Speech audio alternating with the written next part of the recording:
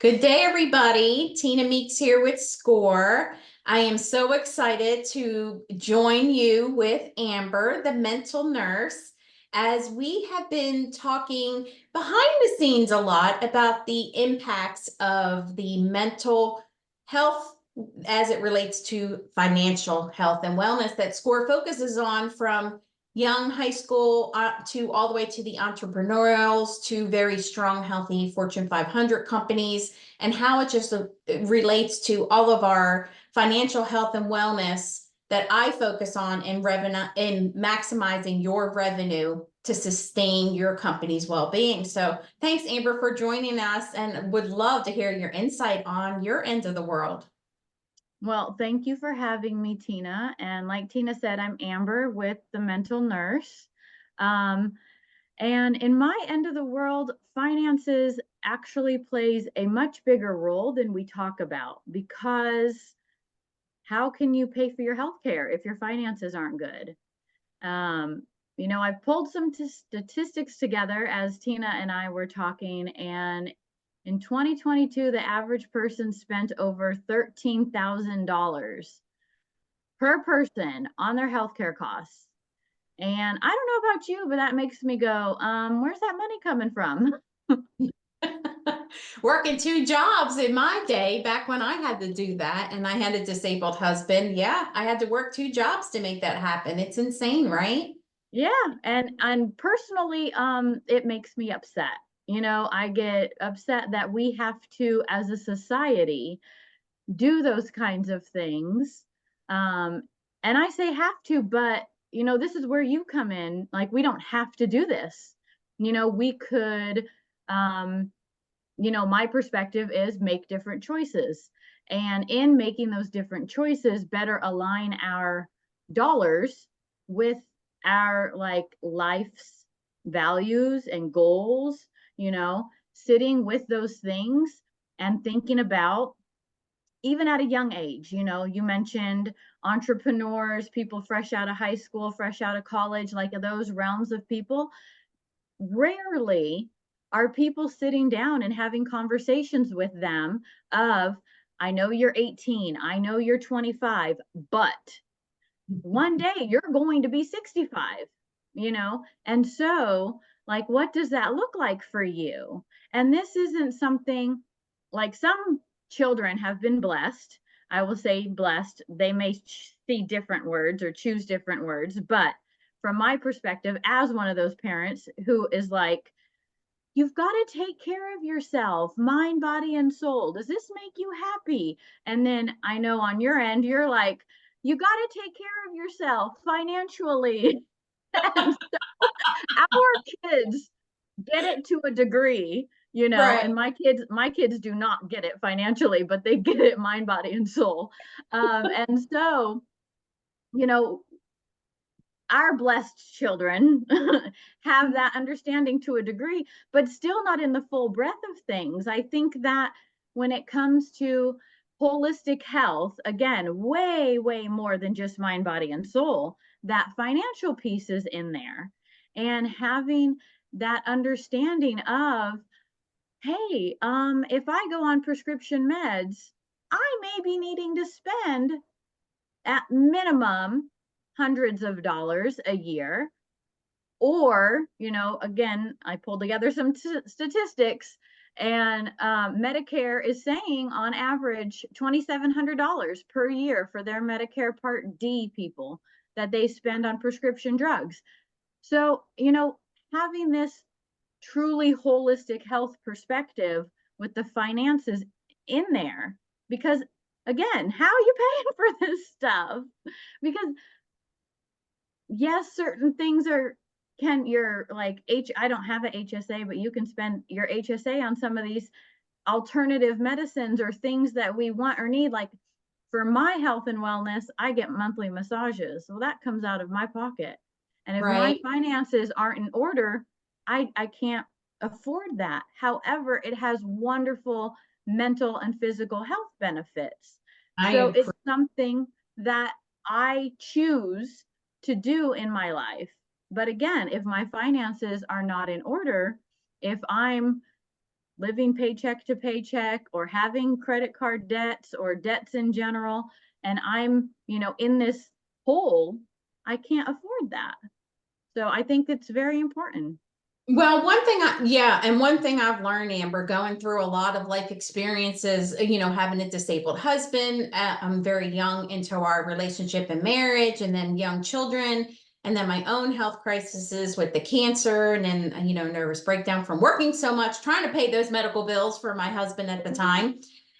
It just really goes to show you, learning about controlling the mental health, because it's very important that to control the mental state, your mental state and well-being, because that does affect your body. I've seen people get so stressed out and all of a sudden they're sick 2 days later. It's like, Yes, yes. sometimes you bring that on because you lower your immune system from stress, high cortisol levels, things like that. People don't realize that your energy flow is actually sometimes bringing on those sicknesses, so you want to kind of watch out for that.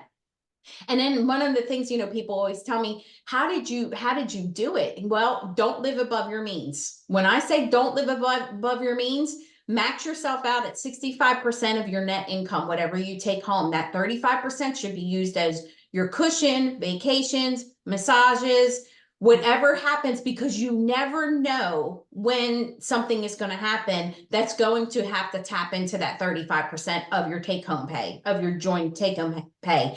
And if you keep that mindset and not live, beyond your means, or, catching up with the Joneses, I think they would call it, it will really make a Mhm. big difference.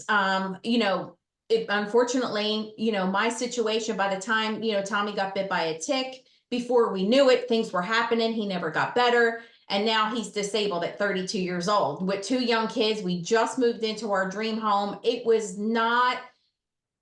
definitely something that surprised us, and then we were like, no, staying with that positive mindset. No, he's going to get better, he's going to get better, and he never did.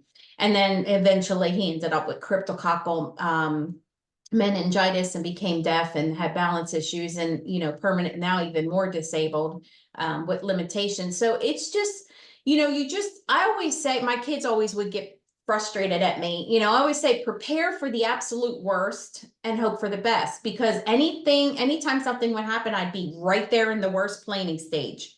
Not that my mental stage was negative. I was just in the worst planning stage, because I'm planning for war.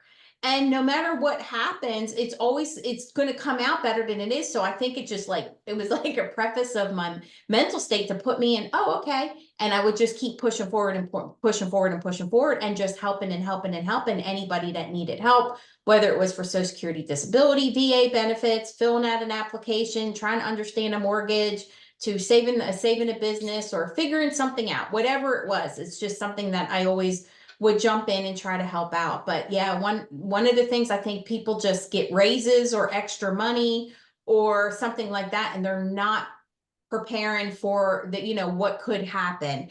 And just like you said, with the youth, when my kids were little, I wouldn't talk about retirement. Why bother? Here's them. That's like 60 years from now or whatever. They don't care about what happens when they're 70 and they can retire. The thing, what I do with financial literacy, is stay in the now, stay in the now and educating them, because they need to know the simplicities. For instance, if you guys are having financial woes because of the cost of products, or, groceries are going up, the electric's going up, kids need to know that. Don't hide that stuff from kids, because they need to prepare for that when they're adulting, as my kids call it. When they're Yes. adulting, they need to know, oh, wow, yeah, my mom told me this. I will tell you that your kids need to know. Don't hide your financial woes, your goods and your bads, from your kids. They need to understand, but this is life. It's lifing, right? They need to understand adulting. And that's one of the things I hear a lot, is these kids are well, my parents never talked to me about finances. So I didn't even know, when I walk out of college, I have $250,000 in debt and I don't know what to do. So Yeah. And something, since, as Tina said, we were talking behind the scenes, that I shared with Tina, is that my daughter, her senior class, her as a senior in high school, will be the first within our county here in North Carolina that the high school is teaching like finances. It's going to be very basic, like checking and savings accounts type of stuff. But honestly, I feel like as parents, that's what we should be doing, you know, Yes. but also, not but, and also, we as parents, we can't do it if we don't know about it. Like if we don't know how to do the thing, whatever it is, finances, our own mental health, if we're not doing the work to do better or to do different than what we were taught as children or as young adults or whatever age we are in, if we don't learn to do different, then we can't do different. You know, we have to find that person out there or that way of being in order to do it different so we know different. So like with my own daughter who is now 16, you know, she got a job. What did we do? I went and got her a checking account and it's attached to mine. I can put money into it, but I went to the bank with her. She was there when we opened it up. You know, I had to teach her how to go to the ATM and withdraw Yeah. money, like Yeah. all the stuff, you Yeah. know, how to do online purchases. I mean, all these things. And as you said in regard to adulting, hold on, I apologize, my hair. Okay.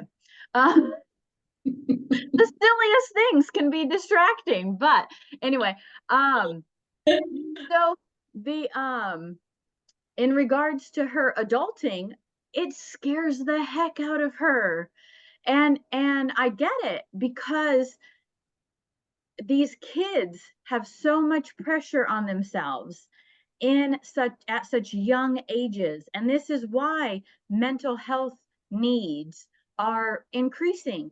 And I don't want to say they're doing it to themselves, but on one hand they are, but also we as their parents or we as the adults in their lives are not better guiding them, you know. And I'm not saying all parents and all adults, it's not true, you know, this is just a very general blanket statement, but you know, no different than it's okay to talk to a therapist, it's okay to talk to a financial advisor, you Right. know, like Right. there's so much in the world of finances and mental health that are taboo or hush hush still. We don't talk about that.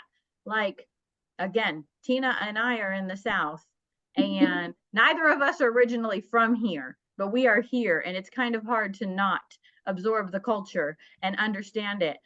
But that is a big, you know, there's certain things you don't like talk about outside of the family, or that's personal information, you know. Right. And the biggest categories amongst those things are finances and mental health.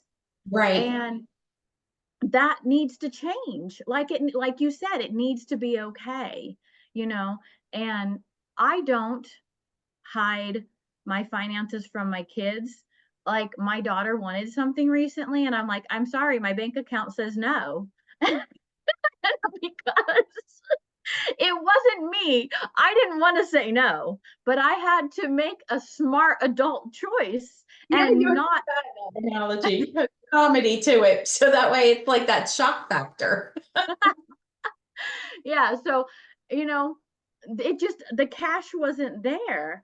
And yes, we have credit cards and yes, we use them. You know, my house does what Tina teaches, and that's use your credit card in And your order to point make your being, purchases, to get points.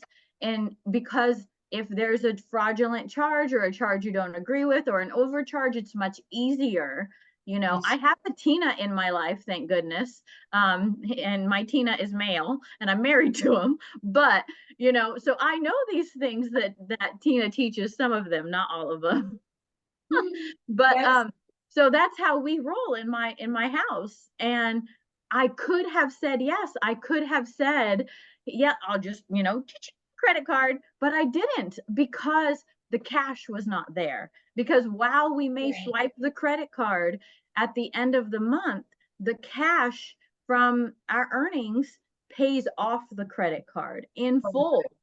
That's and correct. and so that we are not paying the interest, like we get all the benefits without all that interest.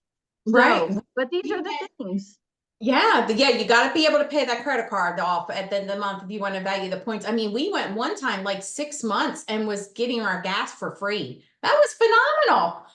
I was like, wow, this is great. So yeah, doing that, but making sure you pay it off, like Tommy was saying in his video, is just making sure, and it helped him out a whole lot. And I do want to touch on one subject, before we end this, is we just came out of Christmas, right? Oh And yeah. one thing that drives me crazy is hearing people had how much they're spending on Christmas when they don't have it. I can't begin to tell you how many people go above and beyond to satisfy a need of a family member or a friend.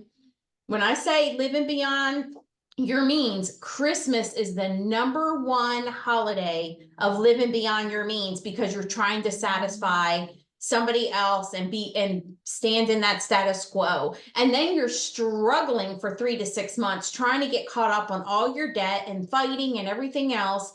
It's just, stop doing that. Like, you got to stop doing that. People have, and again, it's like me looking in your underwear drawer. You don't want to tell anybody that your underwear drawer is a little messy. You don't want to go to a family event or a function and say, I'm sorry, I couldn't afford the gifts. That's like as bad as saying my underwear drawer is messy. So they show up with those more expensive gifts and things like that just to have that status quo. And oh, it just breaks my heart when I continue to hear it. And then it'll definitely start coming out over the next several months of how people are struggling to pay for their Christmas. And Yeah. And we there's need to two stop things that. I want to add to that. It's that I don't think it's just friends and family. Sometimes it's society and social media. Like, Yeah. we need to have those Insta worthy photos of Christmas morning, and True. the Home Alone scene in the Home Alone #2 with the hotel that did the big old tree and everything, all the presents under there, everything looks like picturesque, like people are striving for that. And my question, on that perspective, from mental health side is, who are you doing this for? Because I don't believe people are doing it for themselves always. Like, what does this look like for you? What does Christmas look like for you? Take out everything else out of the equation. Society, social media, your mom, your dad, any friend, family that is having influence. What do you want? And Right. then also, I've heard, this is some mindsets around money and Christmas is, oh, I'll just pay it off with my tax return. Yes, yes. But taxes change every year. You never know Yes, until you go to yes, file. The tax laws are always changing.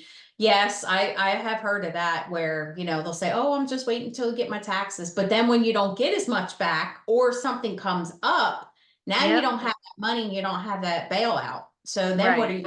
You're stressing out, and there's where your mental health really starts playing a factor. And once your mental health gets hit, then your physical health gets hit. And then so in Oh, order yes. to recover, now you've hit all three aspects. And now Yeah, you're your now, holistic health is in the toilet. Come February, everybody. Actually, I'll push that out because, February people start taxes, what they're due in April. So somewhere between March and May, everybody's holistic health is kind of in the toilet. yeah, yeah, I believe that. So with Amber and I here, sharing, Amber is an expert into the mental health side of it. And I value, if you haven't checked out her YouTube videos and you have the Facebook and the Instagram, I just love your posts. They're so inspirational. And check out I do have the Fire Mindset series coming up, which is basically to help people with the basics and getting anywhere from, young entrepreneurs to someone in a small business to kind of understand their finances. Because one thing, if you are an entrepreneur, you need to understand the basics of your finances. Don't say, oh, I have somebody that handles it. You want to, because you got to know what's going on. Because if you are ever audited or anything ever happens, you are the one, as the business owner, that has to explain those numbers. You need to know where they're coming from, how they're being calculated, and then believe me, it's not as hard as you think it is. I understand a lot of people aren't number driven like I am. And it, believe me, I use simple analogies and explanations that make it relatable. And that's that's been what my success is, making it relatable to you. That's not relatable to me. Just like if you were going into a doctor's office and they're talking all that big language. Well, what do we say to the doctor? Hey, doc, can you speak in layman's terms to me? That's what I do. I use analogies to make a difference. And so let's hope for a good 2024, and hopefully people kept their mindsets in check and their budgets in check when they were shopping, and we don't have to see the decline in the rates. Well, I'm over here laughing because I feel like you were just talking to me. I've already had intentions of checking out your fire program, fire month. Join me. Yes, the fire mindset. It's awesome. I have it's a 3-month program, and we go through the worksheet every month. We do one-on-one meetings. There's going to be a workshop. There's a Facebook group I have that I'll be bringing in CPAs and financial planners. So there'll be a lot of good experts to chime in on things to help you guys throughout the year. There will be a newsletter and things like that. We want to take it with, my approach, Amber, is this. I'm not going to give you the whole cake and have you eat the whole cake all at one time, because that's going to make you sick and you're never going to want to touch it. I have a story on German chocolate. What I do what I have do, a place for German chocolate. what I do is give you one slice of the cake at a time, right? Let you enjoy that slice, let you absorb that slice, gain the calories on that slice, and just enjoy that piece of cake as you're done. So that way, whenever you get all the pieces of the cake, you're like, wow, that cake was the best cake, like grandma's cake that I remember. And you are going to remember that cake for the rest of your life, right? That's my goal, is for you to remember that cake like you remember grandma's cake from back in the day. And that's how I want to program the mindsets of everybody on the financial realm, is similar to that piece of cake, or whatever your favorite food is. I just use, because everyone's always talking about cake. So anyway, that's what the fire mindset is. And I think that all sounds great. I think that, we need more emphasis on the financial health as part of holistic health, because it's so important. I say everything starts in the mind, and that's, the mindset comes and everything's connected. And again, you cannot take care of your physical and mental health if the financial part is not there. And Right. Same thing, the inverse. If your financial health is a mess, your mental and physical health are going to suffer as well. Again, it's all connected. On the triangle, that Yeah. we focus so much in our spiritual world and our physical being of the triangle. There's a reason for it. They all Yeah. have to be strong in order for the building, for the pillar to stay strong. So Yeah. just remember that. Just remember that in things to come. And I look forward to you joining me on the Fire Mindset series. I'll put a link down below to join up so I can start sending the emails in January. I want everybody to have a prosperous 2024. Bring it in with a bang on New Year's Eve, because 2024 is going to be an exciting year for a lot of the energy is high the energy is high. People are wanting to make a lot of change. A lot of people are talking about transitioning into other things. It's just a very transformative year, in my opinion. We're coming out of a transactional mindset into a transformative mindset. And I think 2024 is going to be our pivot. Yes. So thank you, Amber. I appreciate you joining me. And until next time, everybody, I'll have you back again for sure in a couple months when we talk about how things are looking in society. Thank you Take so care, very y'all.